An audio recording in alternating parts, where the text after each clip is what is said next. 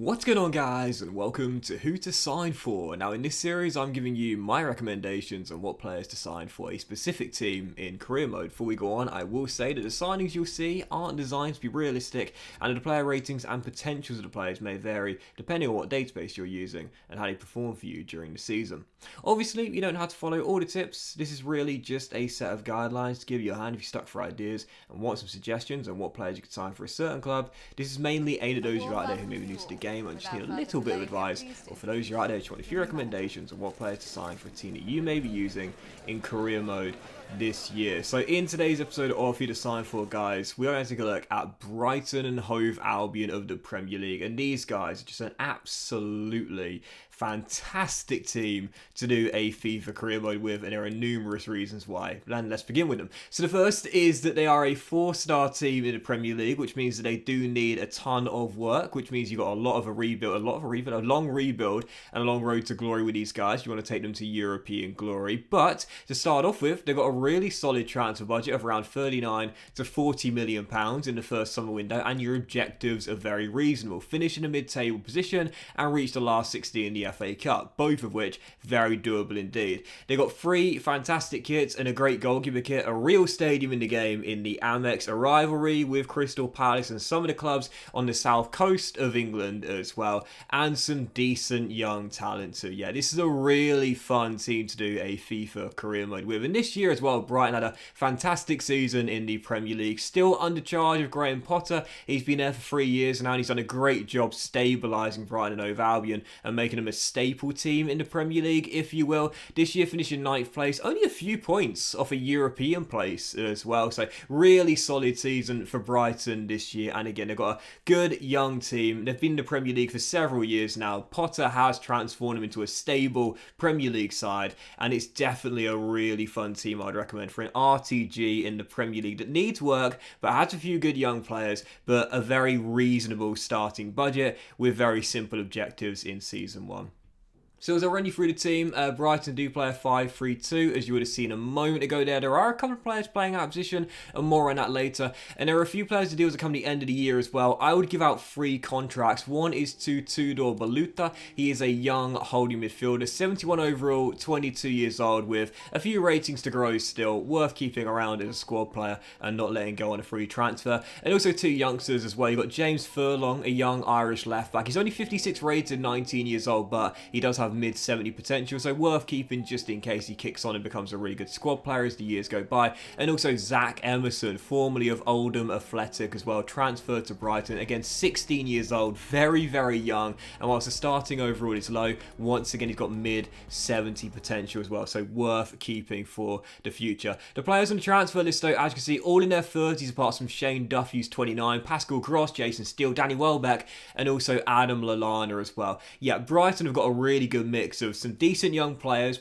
in their prime, and also aging players as well. But of course, you know, in FIFA career mode, the best thing to do is sell on those senior players. That's what I recommend doing in the first transfer window. I'd also recommend changing Bazuma's position as well. Obviously, major transfer interest in this summer. Is he going to stay at Brighton? Is he going to go? It does seem the latter is most likely, but you never know in Premier League football, so excited to see how that saga comes to its conclusion with Bazuma. He's a great Malian midfielder. He is a natural DM with his range of stats and a high attacking work rate too. Because Brighton play a 5-3-2 and the 3 CMs are all natural CMs, not a DM or an AM in sight, I would convert him to CM. That's his secondary position anyway. It won't take you too long to do that. I think it's the best way for him to play in this Brighton team moving forward.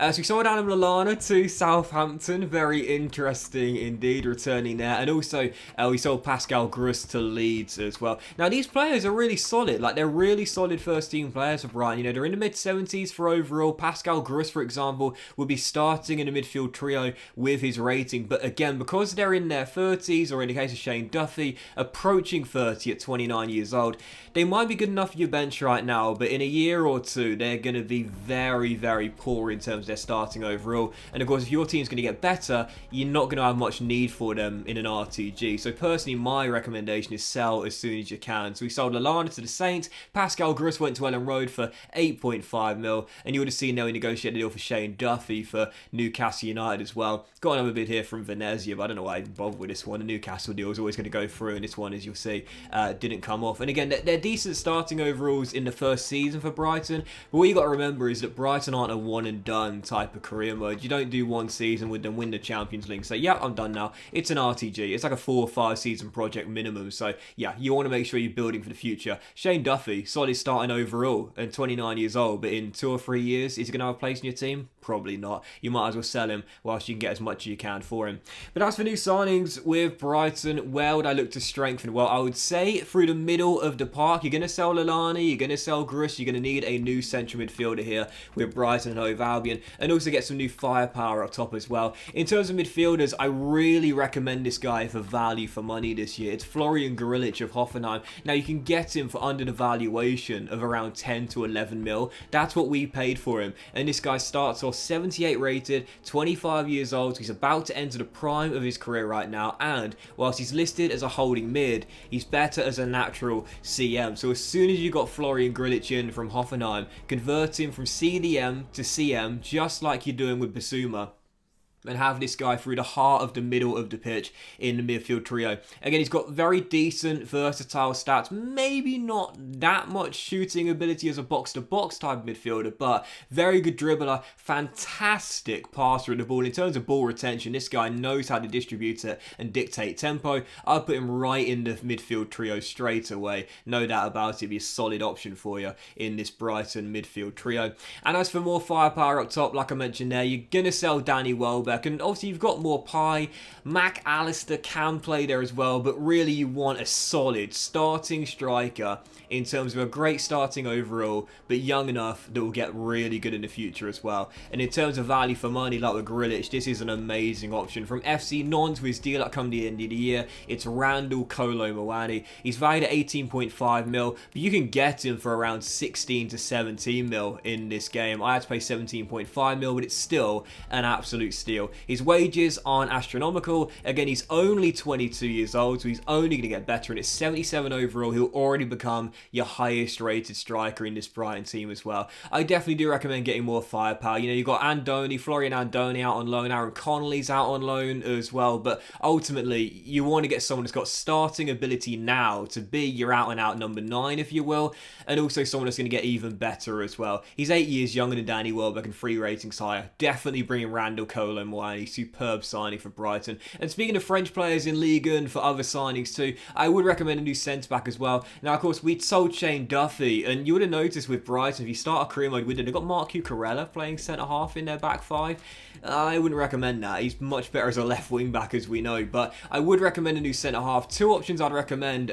Both had deals that come at the end of the year, as we look for value for money deals. Luis Felipe of Lazio, or this guy who's actually a holding mid at Marseille, who, as we know, is joining Aston Villa in real life. Great pickup by Steven Gerrard in the game. Still a Marseille player, still has his deal that come at the end of the year, which means you can get him for well under the valuation of 27 mil. You probably have to pay like 21, 22 mil to get him, and this guy is an amazing defensive midfielder slash centre half, ball playing defender in this game. He's incredible. He's got an abundance of stamina, great defensive stats, medium high work rates. He's not too slow. He's 6 foot. You can either have him as an anchor man in your midfield trio, or in my opinion, what would be best is convert him to ball playing defender. You got Lewis Dunk, you got Veltman as well, but I would recommend someone else to play alongside him as a ball playing defender. Ball retention, very, very important. This guy's about as good as it gets. So I'll convert him back to CB and have him as your new centre half as part of your back 5. I found this interesting. I couldn't wait to show you this. We did indeed sell Danny Welbeck, Manchester United Academy graduate. He's going to the blue side of Manchester, joining Manchester City. No Erling Haaland for Pep Guardiola, so he settles for Danny Welbeck. Interesting choice, but there you go. Yep, Danny Welbeck going to Manchester City for, I think it's $3.75 million there. And also Jason Steele, we sold to Sturm Graz as well. You'll notice with Brighton, they got Robert Sanchez between the sticks. Very good young goalkeeper in 77 overall with 83 potential, as Welbeck in that Man City jersey just doesn't look right, does it?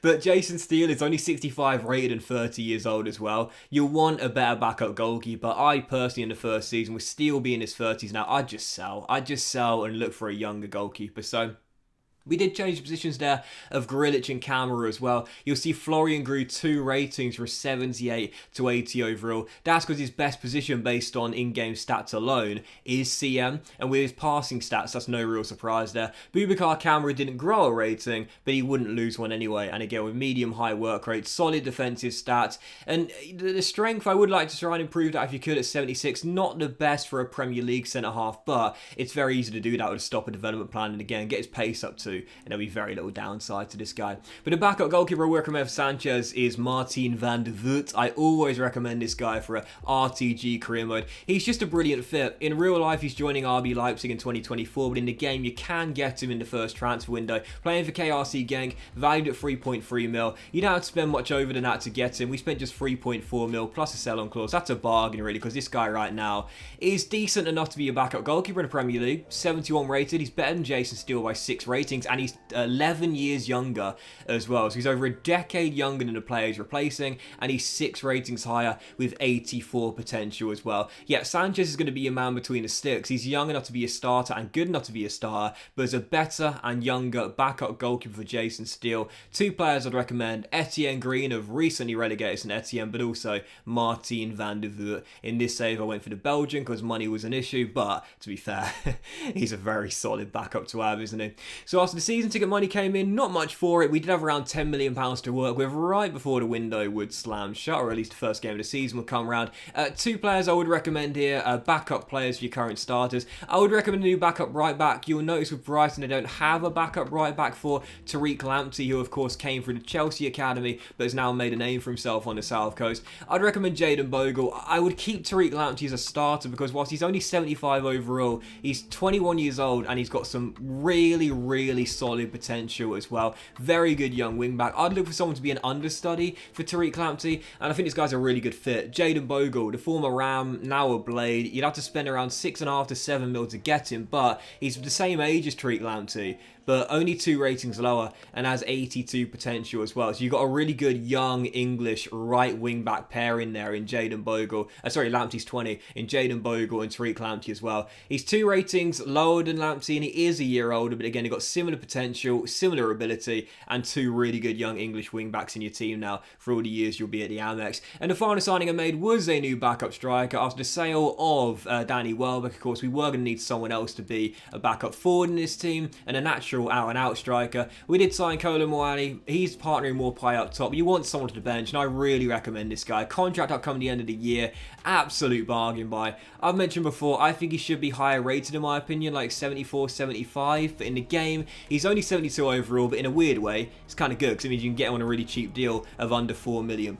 Eddie Nketiah of Arsenal, really solid pickup. Only 22 years old, with 79 potential, with dynamic potential, you can easily get him 80 plus. High medium work rate, just base stats, very pacey, good finisher of the ball, get his strength and heading up, and he'll be a really solid impact sub off the bench. So, that'll do it for signs of Brighton in the summer window. As you can see, all the players we sold here: Jason Steele, Danny Welbeck, Shane Duffy, Pascal Gross and Adam Lallana as well. All of those players are in their 30s, apart from Shane Duffy at 29. And we look at the players coming in, all of which in their early 20s, apart from Van der Voort, who's 19, and Florian Grilic, who was 25 at the time of signing. So we've made this Brighton team much younger. It's gotten slightly better, and it's got a little bit more quality on the bench as well. So yeah, really solid window, and that's really all you need to do with Brighton in the first season. You don't need to go for the jug, try and sign an amazing superstar and sneak into the top 4. It's a long-term RTG. The first season is all about finishing mid-table, safe and secure, and if you can, reach the last 16 in the FA Cup. You do that, you've had a solid first season if you made those signings, replacing those aging players. So as per usual, we simulate the end of the season, and as you can see, oh, it was heartbreak at Wembley. Couldn't wait to show you this. We had an FA Cup final against Manchester City. And, as we were going through the simulation, we got championship sides in all of the ties up until the semi-final. Whereas you'll see in a moment's time, we knocked out Wolverhampton Wanderers. But we got to the final only to lose to Manchester City, who picked up a domestic double and thrashed the league. They won it by 17 points. Absolutely dominant season for Pep Guardiola this year with Manchester City. Another league title for the Spaniard. But for Brighton in the first season, 14th place, mid-table, exactly where we were asked to finish. Maybe not as high as real life, but it doesn't need to be a top 10 finish in the first season. Mid-table is anywhere down to 15th, 16th, I believe. So 14th is more than good enough. Neil Maupay was in the top 5 for scoring as well. And as you'll see in the Cups, we got to the 4th round of Carabao Cup, only to lose to Spurs. As you'll notice, Liverpool beat them in the final to win it, semi-final, sorry, as they won it just like in real life as well. And in the FA Cup, I'll show you the full run here. We had 2 replays against Championship sides in the 3rd and 4th round. First Luton and then Bournemouth as well. But we went all the way to the semis, knocked out Wolves in the final 4, got to the final and only lost on a heartbreaking penalty shootout. It would have been amazing to have had silver in the first season with Brighton, but it's a great success in terms of the cup run this year. Exceeded our cup objective by a few rounds, and again the Premier League objective hit by finishing mid-table too. Simply put, this was a solid first season for Brighton, and again this is a long RTG, it's a long project, it's not a one and done type of career mode save. It's a really fun RTG. If you are looking for your next FIFA career mode RTG project in the Premier League, I couldn't recommend Brighton higher. Really good team with some decent young talent, but a few aging players. 4-star, but a great starting budget of around 40 mil and reasonable objectives in Season 1. Yeah, they're a great team to use. A great starter team, if you will. And I definitely recommend Brighton. I had a lot of fun rebuilding this side. And again, the first season, you don't need to sneak into 4th. You don't need to qualify for the Europa League. You don't need to win silverware. It simply put is all about nurturing the young talent you've already got, replacing those aging players such as Adam Lallana and Danny Welbeck, and bringing in some good young talent as well and filling the squad out with some younger players with more potential as well. I definitely recommend them. I think Graham Potter's done a fantastic job and I don't think he gets the credit he deserves. He came in back in 2019 and he totally stabilised Brighton. They are now a secure, stable Premier League side, finishing top 10 this year. They've got some brilliant players. He's brought in some brilliant players over the past 2 or 3 years, and Brighton as a team, fantastic side to use. They really are. Strong rivalry of Crystal Palace, South Coast derbies of course, and again, a team that do need a bit of a rebuild, but have a good starting base, if you will. I could not recommend Brighton more for a FIFA career in the Premier League. I had so much fun rebuilding this team. It's a really great side to use. But that will end today's episode of Who to Sign For, guys. Big thank you for watching. Really hope you have enjoyed it. And if you have enjoyed the episode, then please do drop a like. Much love to you all. Have a fantastic day, and I will see you for the next episode of Who to Sign For very soon.